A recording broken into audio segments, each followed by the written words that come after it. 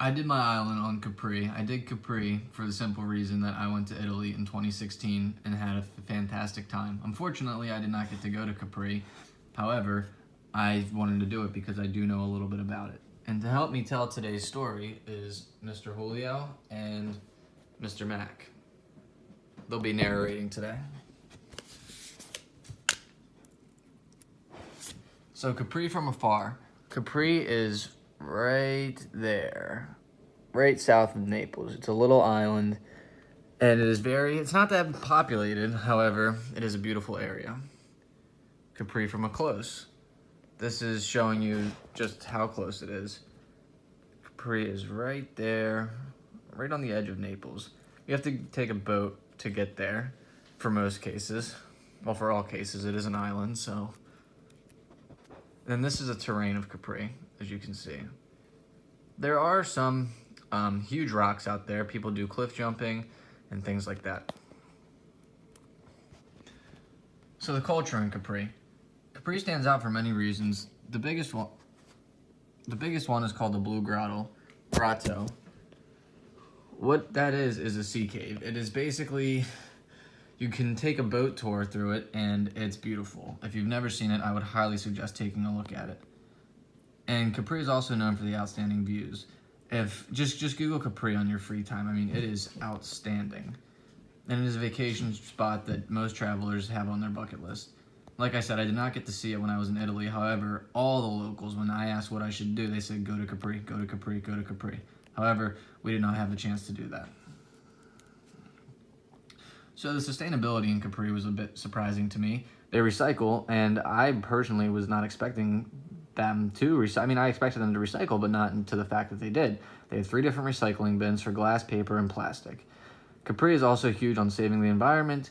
They currently have a campaign going on to try to reduce the CO2 emissions by 20% by 2020, and that's quite interesting to me because most of the vehicles over there are diesel powered because the simple price of gas. When I was there, almost all vehicles were diesel powered, even modern day BMWs, Mercedes, everything like that.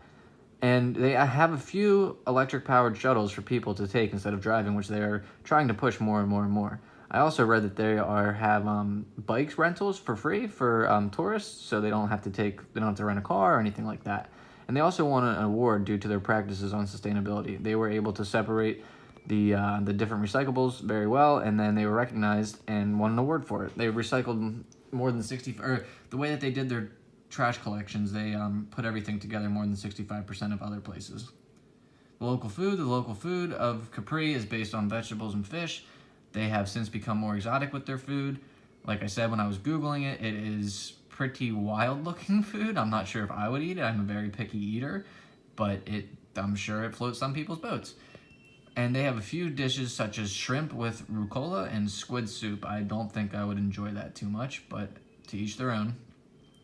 And of course, since Capri is part of Italy, they're huge cheese fans.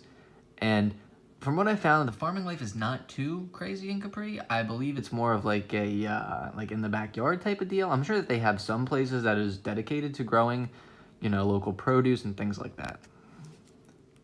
The island life.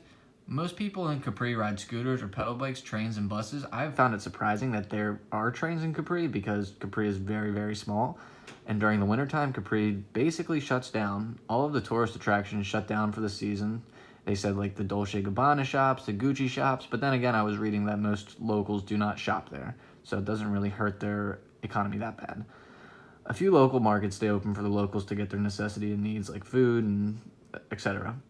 And nightlife was a big part of Naples where I was. I was a little bit south of Naples. I don't know how to say it, so I'm not going to butcher the pronunciation, but it was huge. And I was reading that during the winter season in Capri, there is no such thing as nightlife. One person actually quoted and said that the best way to do nightlife in the winter is do it yourself or don't do it at all. And from my understanding, all the locals form a close-knit group, and it is like family. Tourism. The Blue Grotto is a major attraction. Many celebrities are known to vacation in Capri. Other tourist activities are Monte Solero, Villa Javes, Villa San Michele. There are sights to see with history behind them, especially the last 2 villas. The Villa San Michele is a famous painter's house and gallery, and then the Villa Jovis is actually where there's Roman history there. And then, yeah, thank you for attending. And Julio, do you have any words? No? Okay.